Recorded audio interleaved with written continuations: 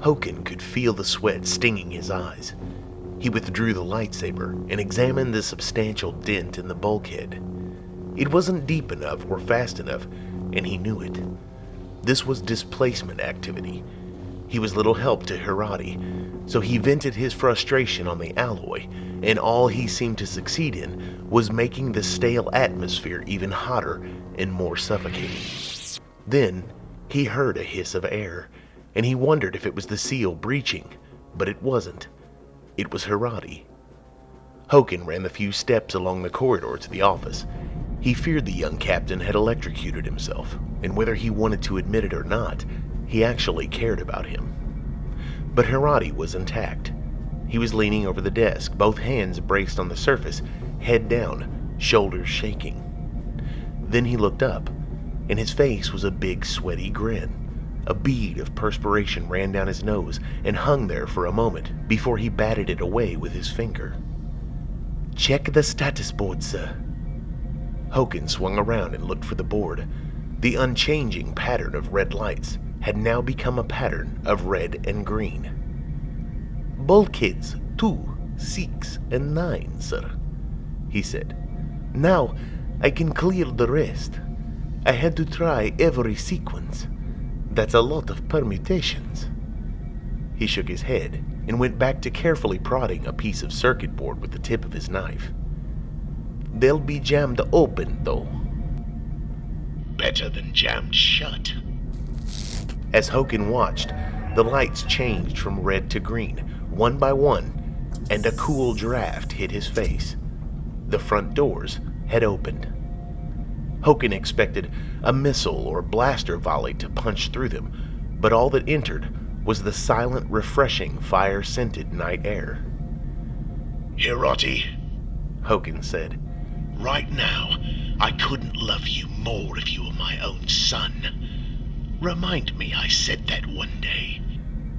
He drew his blaster and raced down the hallway, past the droids, stumbling over shattered metal plates in the body of an Imbaran, and into the room where he had left Uthon with her Trandoshan guards. He had half expected to see her lying dead on the floor with them. In a way, he had hoped for it, because it would mean the Republic hadn't stolen her expertise. But she was gone. He picked up the Verpine and tested it for charge. It made a faint whir, and then ticked.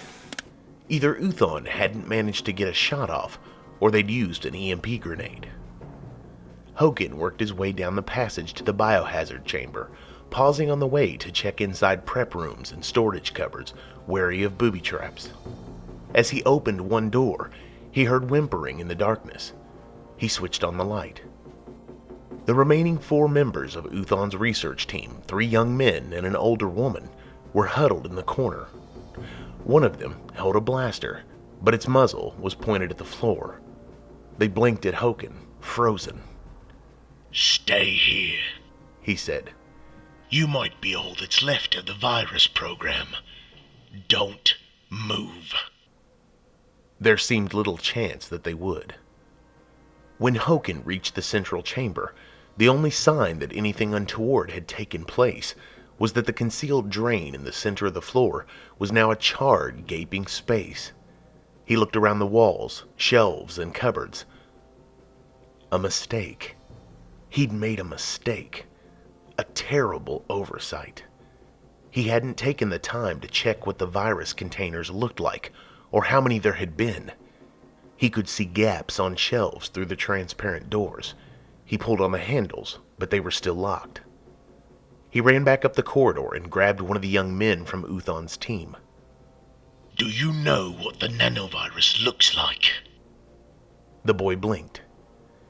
"It has a structure based on..." "Idiot!" Hokin jabbed fiercely toward his own eye, indicating, "Look." "What does the container look like? How many? Come on, think!" He hauled the scientist to his feet and dragged him down the corridor to the biohazard chamber. "Show me." The boy pointed to a plain-fronted cabinet. 14 alloy vials in there, inside their own vacuum-sealed case. "Open it and check." I can't. Uthon has all the security codes and keys.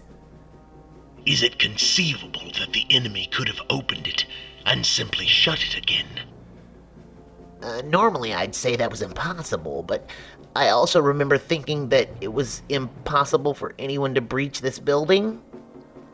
The hole where the drain had been was now a jagged fringe of scorched, broken tiling and twisted metal frame.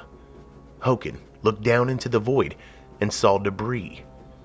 For a moment, he wondered if he was actually dealing with human beings and not some bizarre, unknown life form. He knew where they'd gone. Now, he had to hunt them down and stop them from taking Uthon off the planet with whatever was left of the nanovirus project. If this was what a handful of clone soldiers could achieve, he was almost afraid to think what millions might do.